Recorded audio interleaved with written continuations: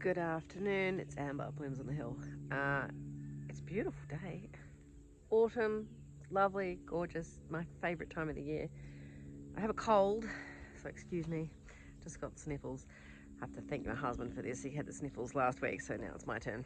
Anyway, today I am, I've started, as you can see behind me, there's some dahlias that I've chopped down. It's very sad. I had a market yesterday, and as I harvested, I cut down any plants as I harvested. So any plants that just had the last of the flowers, or any flowers that were just sitting on short, silly stems.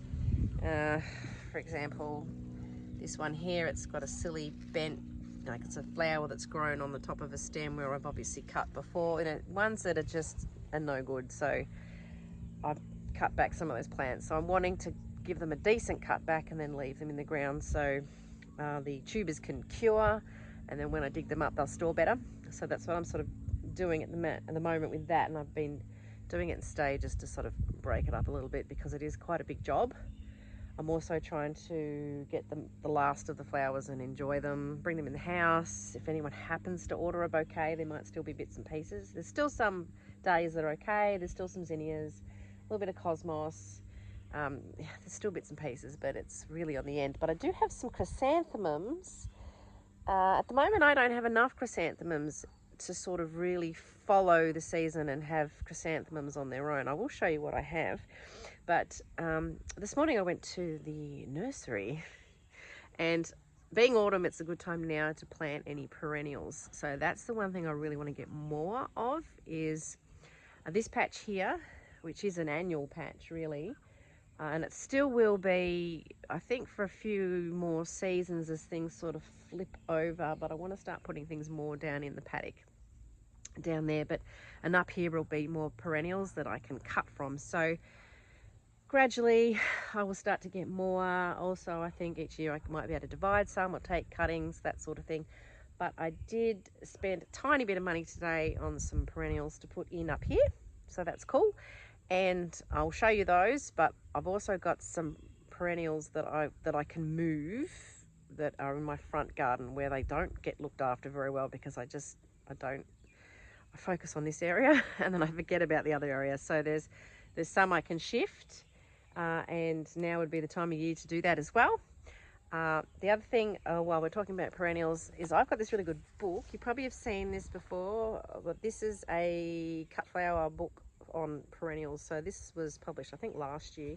It's by Rachel Siegfried. So this is really, really good, this book. I love a flower book, and it gives you lots of good ideas of things to get. So if you're after one, highly recommend that one. And that's also good ideas for foliage as well. So never forget that your foliage is really important. I always do. Foliage and fillers, super important, not just your focal flowers. Anyway, I'll show you what I bought. I'll show you my chrysanthemums. And so now, focusing on some perennials. Don't forget them, because the annuals are really hard work. Every year you've got to start them again from seed, and they're beautiful. You definitely need them each year, but those perennials can just keep going for you year after year, and the less work you can do, the better. It's an absolutely gorgeous day. Autumn's my favourite time of the year. Cows are happy. Getting cold nights now though, but this is beautiful. Anyway, chrysanthemums. So they haven't, this is always an area that doesn't really get weeded, as you can see. But I've got some chrysanthemums that have done all right, but I can't tell you what varieties they are. I got these from a fellow who sells them through Facebook. Oh, there's a little ladybird right in the center of that one. But they're all pretty. They're not absolutely my favorite flower, but this one's done all right. Now these ones are branched nicely because I've pinched them out. They call it stopping them. You stop them. I only do one pinch with them. If people are doing them for shows, they do it twice. But if you just want them for cut flowers, you only need to do it the once. But I've got just different ones. This one is just a single branch, and this one, I think this is my Seton J'adore. I think it might not be. Oh, maybe it is, and it's only a silly single piece. I don't know what's happened there, but that's very pretty. They're very easy to take cuttings from as well, so you can really double your stock, triple your stock each year. But that's lovely. This is a white one. They're a bit funny though, because for me, see, it's lovely too. A bit of blackberry in there. Ooh, ignore that. They're really sort of finishing, well, they're starting just as my dahlias are really finishing up. And I don't have a lot of chrysanthemums, so I sort of can't sell them as much. If people order, say, the odd bouquet, there is enough there to do that, but I certainly couldn't do markets. See, that's just another random long, oh no, there's another couple there. These ones are lovely. These green ones, as much as lime green flowers are weird, they actually look really good in bouquets. Here's a white one down here. Once again, I don't know the names. This one is going to open up to be an interesting shape, I think. And then there's some little, watch where I'm walking, it looks a little bit snaky. It's another different one here. I don't like this one very much, but it might be nice as sort of a fill. And there's a few more down there and amongst those long grassy weedy things. The thing about gardening is weeds are the bane of your existence, and they just keep coming. So this whole section where the chrysanthemum is, it's just another section that I just wasn't really able to keep up with, what with everything else. But anyway, it's okay, it's all right. We'll have to do something about these chrysanthemums. I think they are quite good here where they are.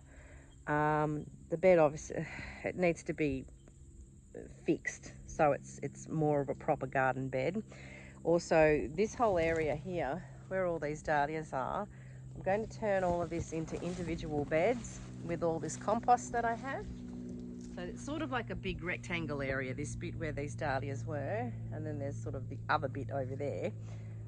But this has just been rows of dahlias, so what I'm going to do is have individual beds of compost that'll probably be about a metre by 3 or 4 meters long. And I'm going to put down some mulch as pathways in between. So I was given a big truckload of mulch because all the tree maintenance guys have been in the area mulching up all the trees that came down in the big storm in February. So they just dumped a whole load here. So a bit more wheelbarrowing for me, but it's going to be handy to use as pathways just to keep the weeds down a bit, and better than using weed mat, because it does shred. I've got that down in the dahlia paddock. It only lasted the season and it is quite shredded. I do have a few perennials in here already. These are bearded iris, and this area was actually a lot more weedy. Well, there's some dock, but it was a lot more weedy along here, and here's some more over here. But the chickens have got in here and really cleaned it up. So that's not bad. I mean, they're being buggers. They're going to pull up my seedlings, I know it, but at least they're keeping the weeds and the grass down. Another perennial. This is the foxgloves that were from spring, this spring just gone. So they're looking really nice. And I did sprinkle around the seeds as I cut them down. So hopefully I get more. We'll see what happens with those. But they're that beautiful apricot colour, which will be perfect for the November wedding I'm doing. As you can see, there's dahlias cut down here. These have been chopped down. This little stem's been left because it's a seed head that I left, hopefully to collect the seed. Another seed head here, ribbon tied on it. As you can see, more dahlias cut down. This was just yesterday's effort. I came home from market and cut down a few more, just doing it gradually. See a bit more mess going on down here. And this is how sad my paddock looks now. Chickie in there having a pecker at. I know there's 2. So they've all come down. And I've left a few stems just where there's going to be another flower that's going to be worth picking, like this one here. You know, might as well. It doesn't hurt. Those white ones along there, along the side, they were left in last year. They're just sort of doing their own thing. So I'm not, are you coming up? Yeah, so not really fussed what they do.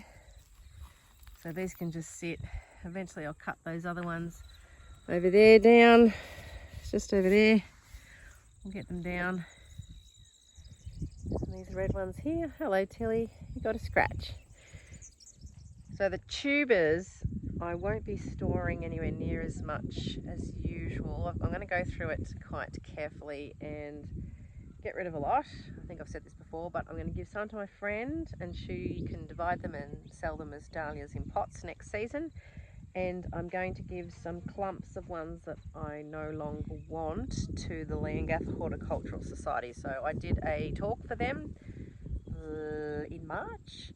It went down really well, and the lady actually rang me and said how much they enjoyed it all, so that was good.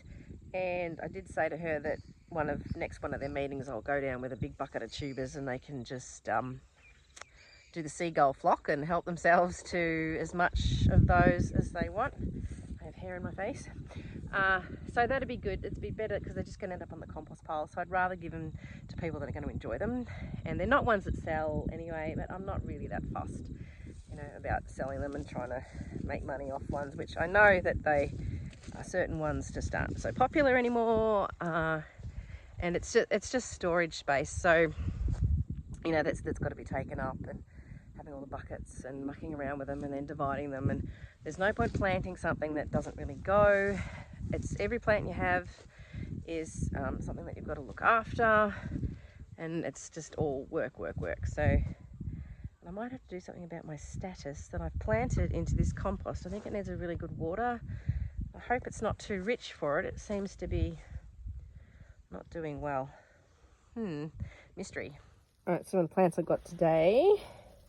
Not this one. This is a hydrangea. It's an oak leaf hydrangea.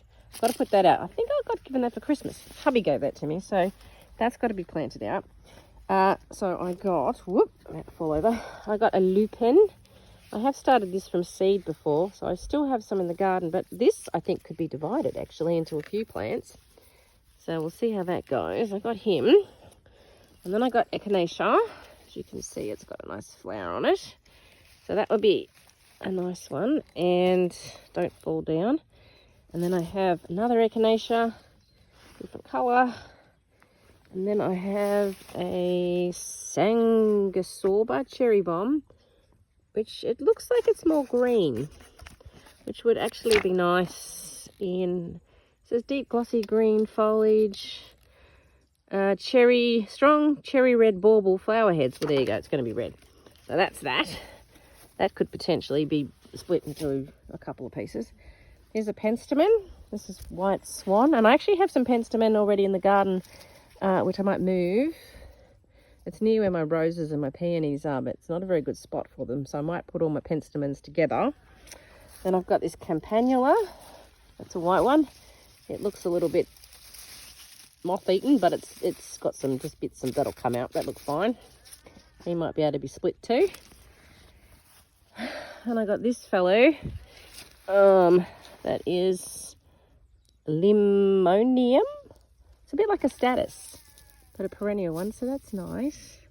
And then here's two of the they're those native things. I've forgotten what they're called. Leucodendrons. So they make good, like a good sort of a foliage thing, and at the top they have the sort of, it's not called a flower. I can't remember what it's called.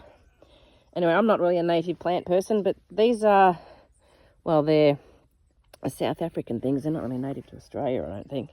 Or is it the proteas? I can't remember. So this is how bad I am at natives. Anyway, so they were dear, but they'll be good, but they'll look like they're doing nothing for ages. They were telling me in the nursery, and then once they get established, then they'll really take off. So look after those, and they won't want very rich soil, so I won't put those in compost. Now, this is a very messy part of my garden in the front, and this, you can see down here's where the roots are. This is a penstemon that I think they went in last year, and it's actually quite large, but it's been underneath all this grass. And then there's another one here, and I don't know how well they're going to go getting dug up. I'll have to have a look, but that, you can see some like little flower buds here. And this is where my roses have been, which are all messy as well. It's another area that hasn't been weeded in a while, but I'm going to try and get these up out of here. Anyway, I just thought I'd mention perennials today because they're pretty easily forgotten, but they're a real good sort of workhorse plant for your garden. And the one thing I forget to do is really cut from things that I already have. Like, there's lots of things in my garden that I could use. Most of the things I have are still fairly small-ish. You know, maybe my height's the bigger things, but because before we moved here, which we've been here just over 6 years now, there used to be cows just wandering around the garden. They didn't really, they just let the cows go around the garden. So a lot of what's here wasn't here. So, you know, everything's sort of still not, if I cut too hard from it, it's still like it's going to take everything away. So I just have to be a little bit careful with how much I cut from things. So, you know, this time of the year, it's very easy to focus on, okay, we've got to cut back the last of the dahlias, we've got to get those dahlias out, worrying about storing and all that kind of thing. And that whole trying to flip the beds and get things composted, or, you know, starting seeds. There's heaps going on this time of the year. And I think even more so than when it's crazy harvest time and making bouquets. I mean, that's flat out, but there's lots and lots of things going on. But don't forget the perennials, because now is a good time to get them in. While it's still a bit warm, start a bit of growth on them, but not too hot that you're having to like completely douse them in water all the time. So hopefully you'll get a fair bit of rain, depending on your autumn, but so far we've been pretty good. And then let them really get established over the winter, and then when spring comes and it's warming up, then they'll get a really nice flush and really kick in. So don't forget them. And get that book or have a look online or wherever, but it's there's lots of good things. Don't forget your foliage and your fillers, and I'm giving myself this advice as well. Get the perennials in, and then don't forget to use them. I've got to do the same thing. It's very easy just to cut the dahlias and zinnias and all those things and make a bouquet using those, but there's so much other great stuff that you can use that can really make your bouquets different. So I'm going to focus a lot on that for next season. So I think it's one of the things you need to do at the end of each season, is sit down and write down and kind of just do a bit of a debrief on what you did and what worked and what didn't and what you should have done better. And yeah, it's hard to get, it's quite easy to get caught up in just using all that easy stuff rather than going out and searching for something that's a bit more unique. So hence the perennials. Anyway, there's a cow going off her head out there. I'm going to go have a look and see what she's upset about. Meanwhile, have a great rest of the day. I'm going to get out here and enjoy the sunshine and get going with some of these jobs. There's a heap of them. I'll see you later. Bye.